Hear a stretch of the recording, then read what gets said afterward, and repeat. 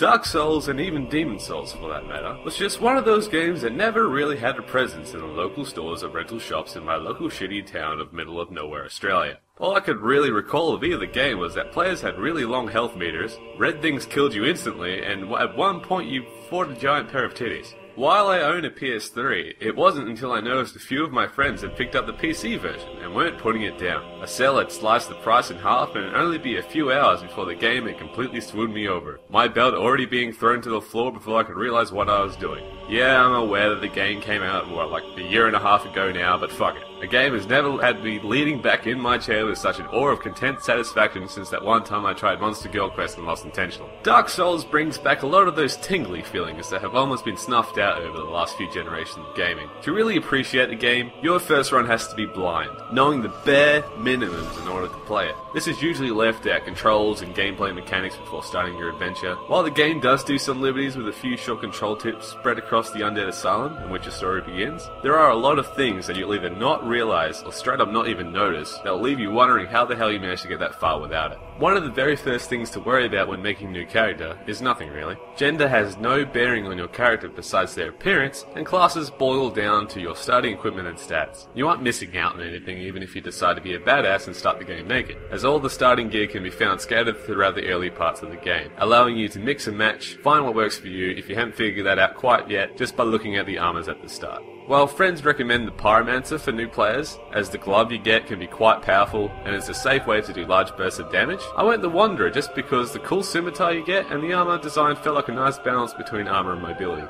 I also have a thing for hoods, but don't tell anyone. I ended up using this armor throughout the entire game, and I didn't feel as though I was at a disadvantage for doing so. All the equipment you find, even in the later half of the game, all have their pros and cons, and nothing blatantly feels superior to anything else. Once you've made your character and picked their class, it's time to select a gift. Gifts are an item or a couple of items to help you get started. It's really up to you what you'd feel would help you in a clutch moment early in the game. Most players would say the Master Key, but a new player wouldn't know how to use it effectively and may break the natural pacing of their game by going into an area they aren't prepared for. I would skip the Master Key until finishing your blind playthrough first. One thing I don't recommend is using the ring that regenerates health. It actually increases your max health by a small amount instead, which can still be better than no rings at all. Humanity is a consumable that have a variety of effects that may make the game easier or harder. I would probably recommend starting with that over anything else. If you're a fan of lore, grab the old Witch's Ring, as it allows you to talk to a couple of characters who otherwise you can't understand. Again, starting gifts is just the lunch your mum packed you before going to school. Don't worry about saving it for later or you'll just go hungry.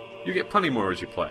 With all that out of the way, let's talk some Dark Souls. You'll be greeted by a very sexy intro cutscene before noticing the very first thing about the game. The controls fucking suck! Well, only if you're playing on the PC version anyway. The game wasn't designed for a keyboard and mouse and it shows. There is a fix for the PC port called DS Fix, which I'll leave in the description below, but I'd still highly recommend using a gamepad instead. Plugging in my PS3 controller works like a charm, and it's likely the 360 controller will work just as well. The tutorial itself is pretty straightforward. Yes, tutorial. I've seen many players either giving up on the Asylum Demon or defeating it and then calling it quits, and that just puckers my every entrance. You'll know when the full game kicks in and you're left to find your own way. I'd suggest at least ringing the first bell tower before making a judgment whether the game is for you. If you are stuck on the very first boss encounter, keep in mind that the class you selected had better stuff than just a broken sword. You might have better luck getting those first. The Undead Asylum would do its duty in teaching you the basics, going over what every button does such as rolling, punching, blocking and what have you, and leaves you the rest for you to figure out by yourself. Here's some other things regarding gameplay you should know before going on your way. While I do actually say this in the very first corridor you encounter,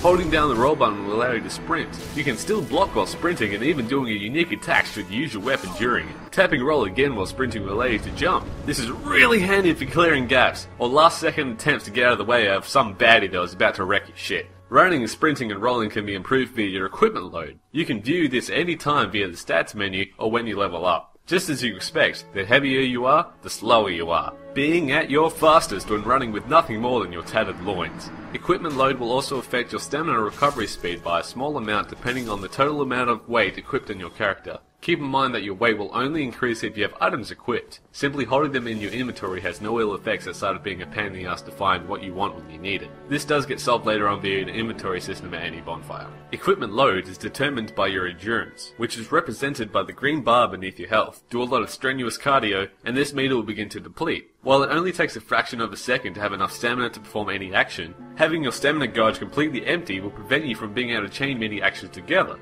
You also need a lot of stamina in your meter in order to block a lot of powerful attacks in the game. With an empty gauge, your character will stumble when blocking, or even worse, take the full damage right to their disgusting holdout face. Shields, however, have a stat called Stability, which reduces the amount of drain blocking causes on your stamina. If you aren't confident with your rolling, building your character with a lot of endurance and a high stability shield can overcome a lot of the dangers thrown your way. If you aren't confident with either blocking or rolling, any set of armor will offer Poise. Poise is a stat that determines whether or not your character will give a damn when they're hit. Most outfits in the game, such as leather or cloth sets, have 0 in Poise, meaning any damage you take will cause them to stop whatever they were trying to do and either stumble or flinch in pain. Having high Poise, however, and your character won't be interrupted at all, which can be very handy for the slower and more deadly weapons. It's possible to have so much Poise that you can take damage from a boss and just shrug it off like you've got better things to do. This remains viable as Poise often goes hand in hand with a high defense rating, meaning you can take less damage from physical attacks. There's a nasty catch to being a walking tin can. You're a fat shit. Stacking too much weight, such as high defense gear, can slow your character down to the point that running is more of a brisk morning jog, and rolls will do nothing but remind you of that last hoagie you squeezed beneath the slits of your helmet. Having an equipment load over 50% of your maximum will slow your character's movement and cause them to fat roll.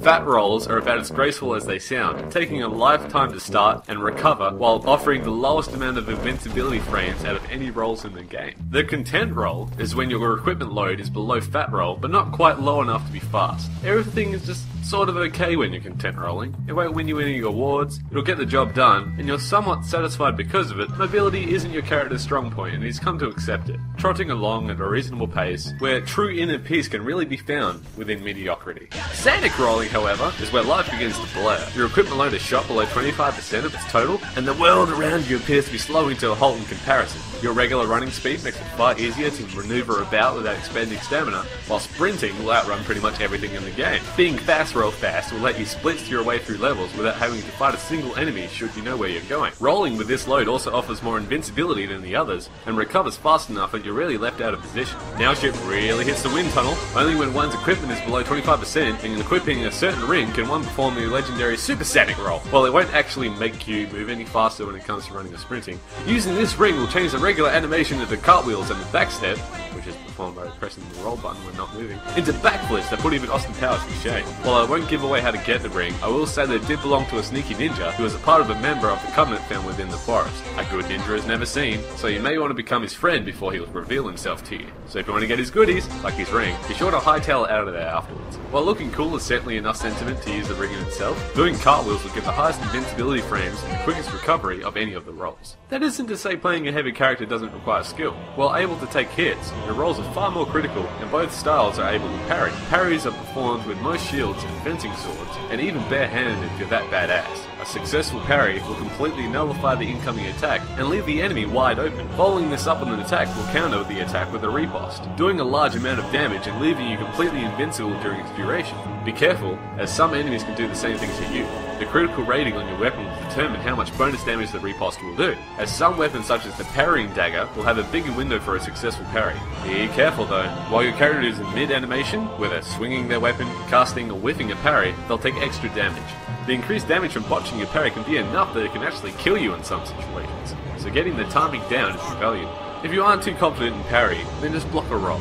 Keep in mind that you can only parry weapons, and any bosses that use weapons will also work. The best way to practice your timing is to parry just as the weapon is about to strike you. Another way of doing huge amounts of damage is backstabs, with similar properties to a riposte in that you're completely invincible during its duration, but you will also kick the enemy off your weapon. A timely backstab can send the enemies tumbling off a cliff. Backstabs are much easier to land, as all you need to do is get behind them. For a better success rate, wait until they return to an idle state and make sure you aren't blocking. Backstabs will fail if you attack too early. Other tools at your disposal are kicks, which can be formed by pressing forward and light attack at the same time. Some weapons have unique attacks that usually result in a quick lunge or a slash and then moving backwards, allowing you to safely poke an enemy and then dodge retaliation. Kicks have a unique attribute of breaking block.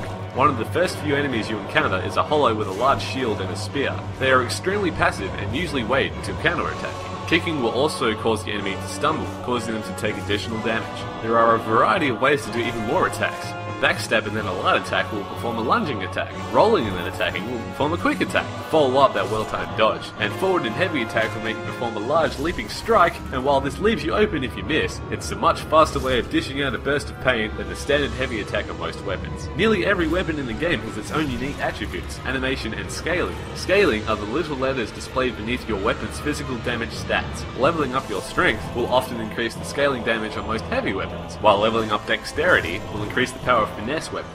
Be wary, as upgrading weapons to attain a special attribute such as fire, lightning, divine magic, etc. will reduce the scaling as a trade-off. A weapon with no scaling will receive no bonuses from stats. A highly recommended weapon for new players is the Drake Sword, which you get from removing the tail from the very first dragon you encounter. Keep in mind that if a boss has a tail, there's a very high chance that you'll get a kick-ass weapon for destroying it. The Drake Sword is recommended, however, because it's extremely easy to get. Simply bring yourself a trusty bow and a few arrows, and you can eventually shoot it off from beneath the bridge. Although the manly way to do this is to stand on the side of the bridge, have a staring contest with the dragon until it decides to hop down from its perch, and then you can fight like gentlemen. The Drake Sword is recommended because it doesn't require much strength to use, and the damage it puts out is pretty high for that point in the game.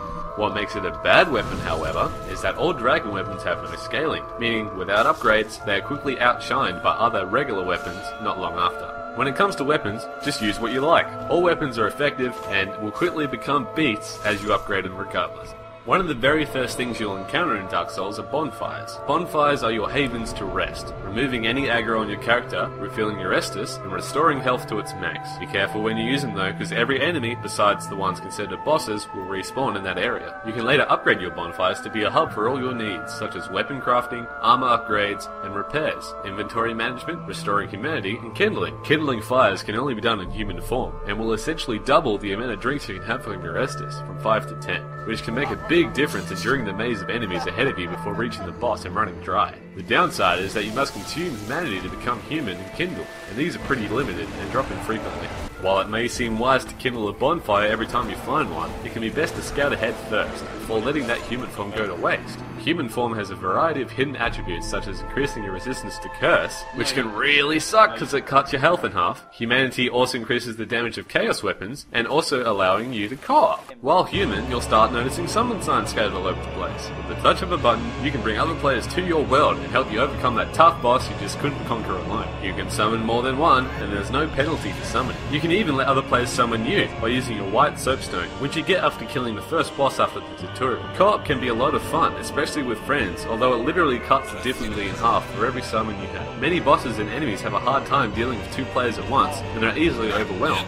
Your co-op buddy, if he's not hosting the game, will also get 50% bonus souls for everything you kill, which is really awesome when you kill a boss. If you want to co-op with a particular friend or two, there are ways to make it easier. While the very first covenant you encounter, the Way of White, increases your chances of seeing other summon signs of the same covenant, there is another covenant called the Warriors of the Sunlight, also known as Sombreros, that takes this to a whole new level. You can become a Sombrero by praying at the Sunlight Altar. Becoming a Sombrero takes 25 faith, though every boss you help another player kill reduces that requirement by 5. It's fairly safe to remain in the Way of the White until you can enter, as it's still a pretty reliable way to find play. Once you do become a Sombrero, however, the summon sign of other Sombreros will take priority over any other, easily distinguishable by the golden aura. The best way to look at the summon sign system is as soon as you scribble down the sign onto the floor, it begins to pulse, waving through game after game, and it may take a couple minutes to reach your friend's world as it passes by several others. The number one worst thing to do for co-op is spamming your sign. Placing down your sign several times and hope to refresh its connection. Place it down a single time in a non-congested area so that the game has to go through less signs to reach yours, and it won't be long before it pops up for your friend. Letting your sign simmer and marinate in its place is the number one best way for assuring a connection, as sign spamming can cause ripples, and your friend may try to summon you from a sign that no longer exists. Once you establish your first connection, you're Sombros for life, as you and your friend's summon signs will appear immediately anytime you place them until one of you quits the game. This is because the game groups players into pools and keeps them there once connections are made. Performing Jolly Bro Operation has also the benefit of giving you both Sunlight Medals, should you both survive to the end of the boss fight. You can spend these at the altar to increase your Covenant rank and receive some goodies. Co-op can also be a great way to get humanity should you be low. Besides white and gold signs, you may also rarely see a red sign if you have any dragon scales in your inventory. Don't worry, as this isn't an invader. Red signs are players seeking honorable jewels. The winner gets a large amount of souls, as well as taking the other player's dragon scale. These are used to upgrade already powerful dragon weapons. Actual invaders are another story, and come from anywhere at any time, so long as you're in human form with the one intent of tearing your ass asunder. If you encounter one of these invading rapscallions, the best thing to do is not panic. They are easily recognized with their red aura and won't often spawn near you but on the other side of the area, giving you time to prepare and get yourself into a position where you can give this guy a taste of his own plus 5 chaos blade. An invader wants nothing more than to pry your plump cheeks apart and dive right in, so keep them thoroughly in your sights. Everything you've learned from fighting hollows will work on these guys, such as parries, kicks and backstabs, so use them to your full advantage.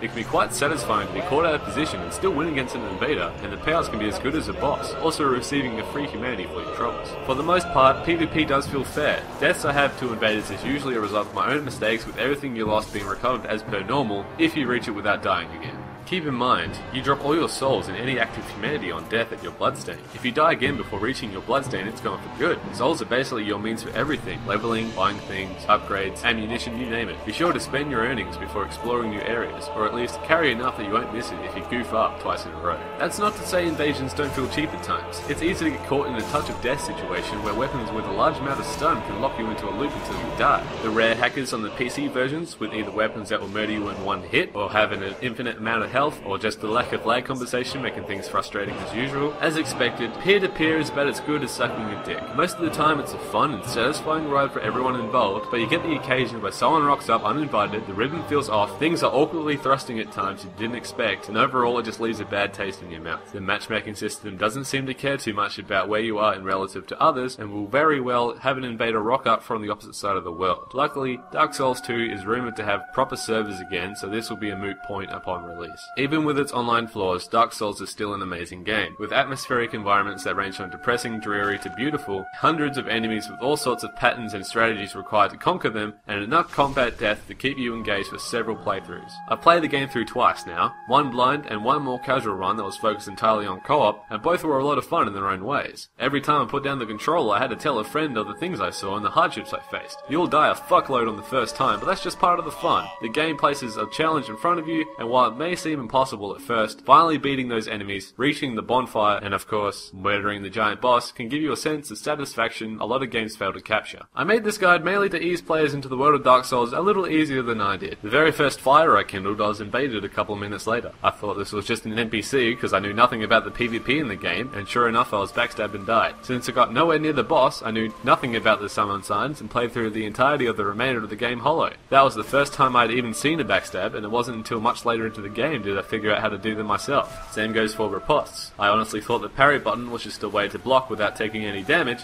and I kept getting frustrated every time I kicked and I had no idea how I was doing it. I went through the entirety of the game without knowing what scaling was, or the Drake's sword, and while I did feel pretty cool for getting that far without knowing half the mechanics, I would have had a lot more fun if I did. All up, Dark Feels Prepare to Cry edition impressed me so much that I had to make this video, which I've never done for any game before. I just want more people trying this game, having similar experiences and being able to tell those stories like I did. It's a refreshing taste in how games were designed before what we are used to today, and I'd love to see more games like Dark Souls in gaming's future rather than relics of the industry's past. While rumours of Dark Souls 2 to go down a more casual and blockbuster route with a change of director, I'm going to keep my hopes up that it'll live up to the original games. As a closing few words to help you on your way, if enemies seem impossible to kill, try going the other way. Do these on things below you if you're having trouble. These white circles are left by other players casting miracles. Casting your own miracles will improve them. Remember this door? Go here after ringing the first bell tower. If you're ever unsure where to go next, NPCs have plenty of hints, and if you ever get stuck, you'll be surprised by how much you can learn by reading the description on your keys. If you want to learn more about the Dark Souls series and its lore, check out Epicnamebros' channel. He's a great source if you're looking to find out more for your second playthrough, secret areas, weapons, shortcuts, and pretty much everything really. Have fun, and remember, be careful out there. Neither of us want to see you go hollow.